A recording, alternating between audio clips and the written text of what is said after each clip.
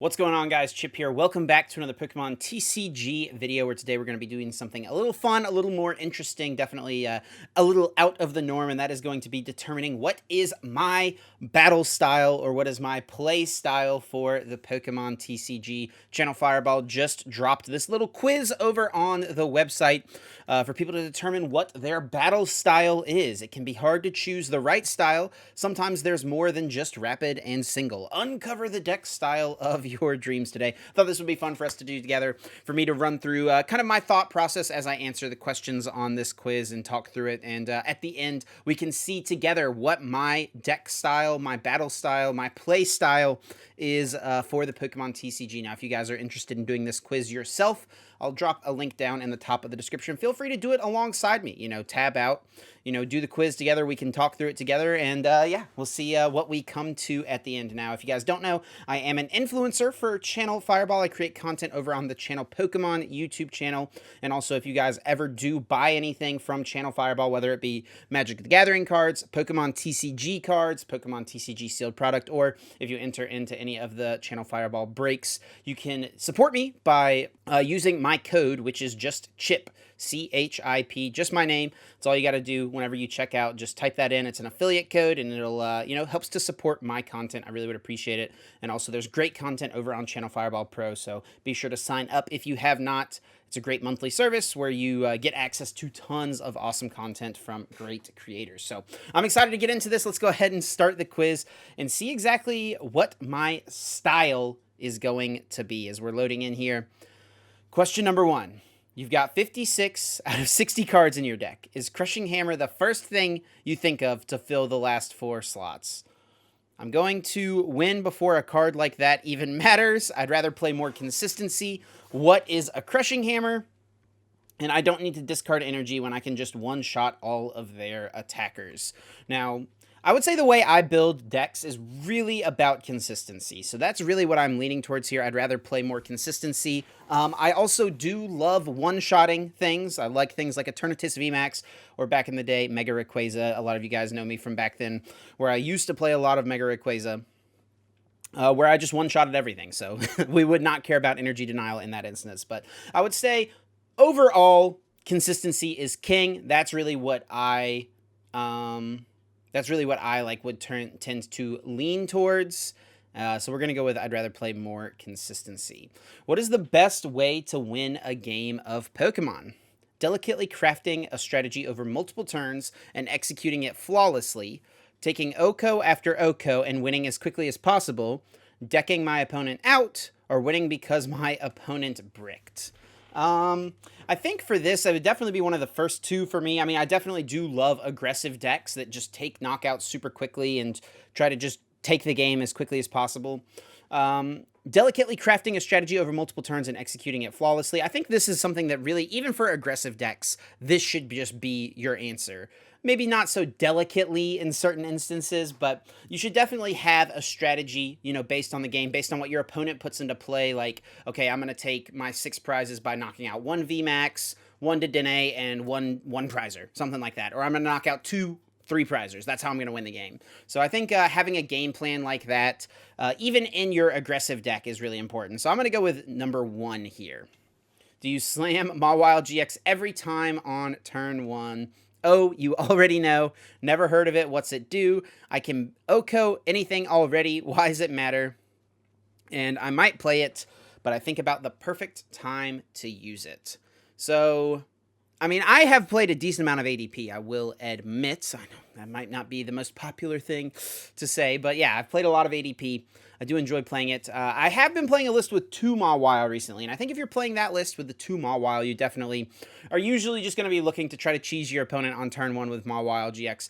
I generally do not go out of my way to Mawile GX on turn 1. I will try to do it at the most opportune time, so I think that this one definitely fits the best answer for me, and really probably just how people should play it.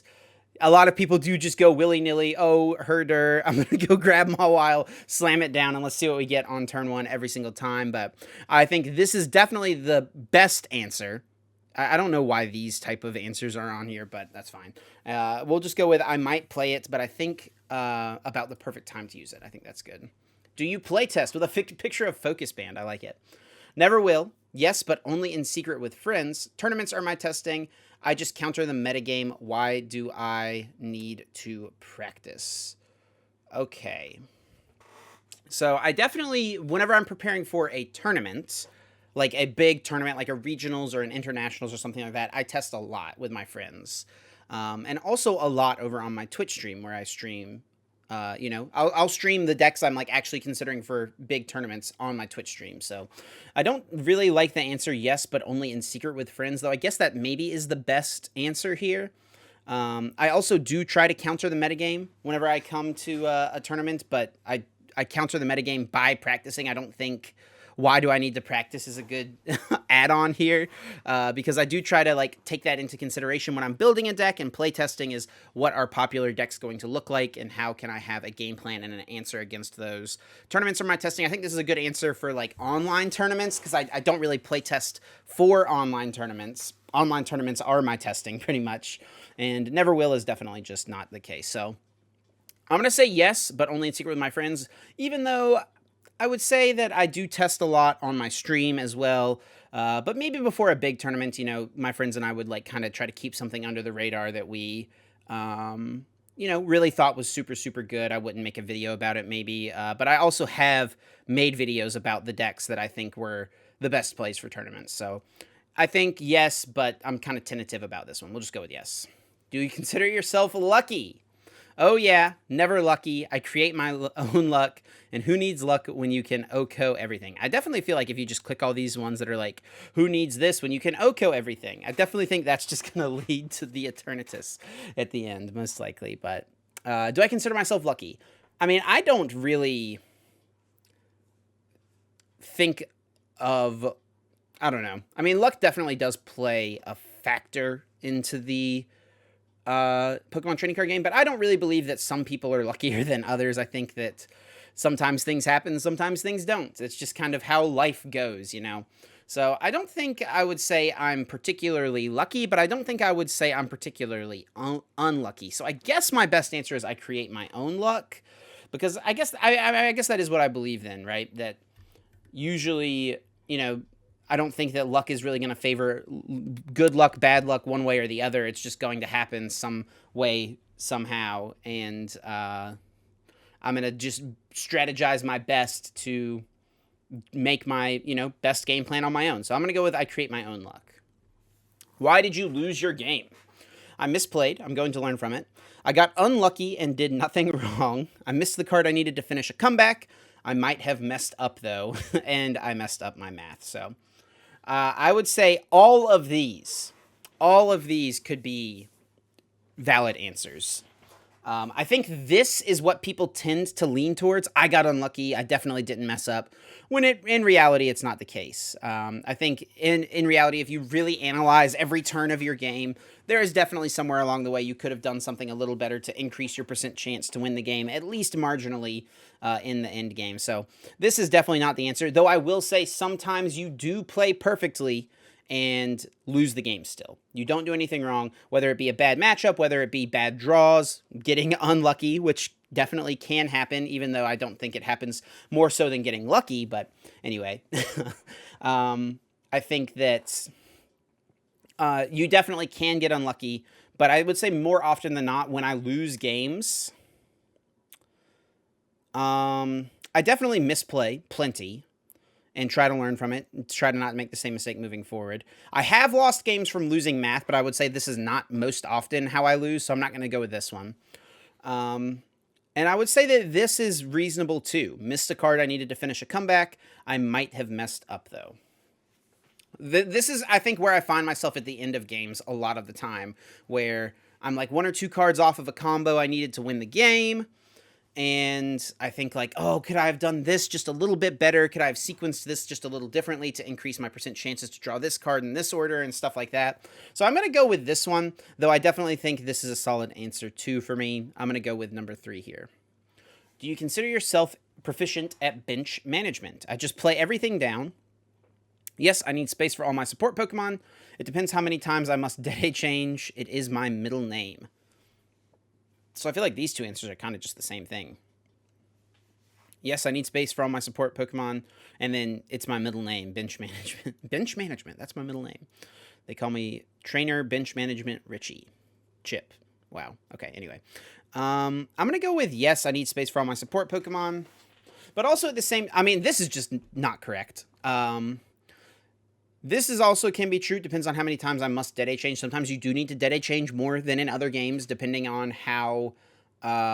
you know, how well you draw, how many pieces of the combo of whatever you're trying to do you have to dig for. But I'm going to go with yes to save space for support Pokemon. What card should always be standard legal? Anything but Mew, Welder, Boss's Orders, Bruno.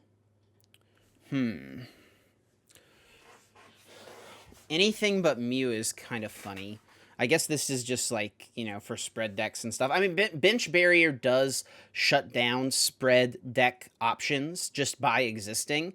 But whenever the spread deck options are things like Urshifu VMAX, which can do 120 damage to 2 Pokemon, it's kind of a good thing that we have Mew around. I don't think Mew should always be standard legal for sure, though.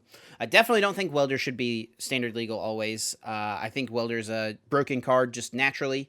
Boss's Orders... I'm kind of okay with being around pretty much all the time.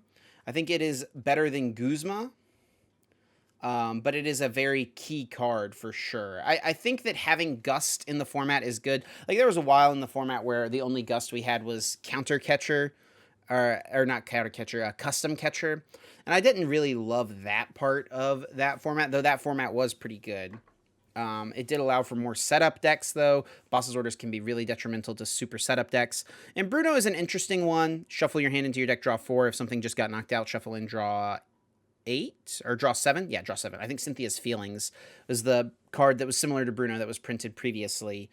This is kind of interesting that this is on here. I think like something like Professor's Research should be in this spot most likely, but I'm going to go with Boss's Orders. I think overall I would say I'm very fine with Boss's Orders being a card that is just always around. Oh, is this the end? Is this the results? Completed the quiz. And there we go. My battle style is Control. Very interesting. Okay, you are having a hard time enjoying Standard. I think Standard is fine right now. It's definitely a lot better than it has been the last 6 months or so. The Standard this currently is very solid, I would say. There isn't a great control deck and you feel lost. You miss Oranguru dearly and are always looking for a wacky way to troll your opponents in game. I don't really think that this is necessarily true at all, I would say. But... I have played plenty of control decks. I've played control decks 2 tournaments to like regional championships before.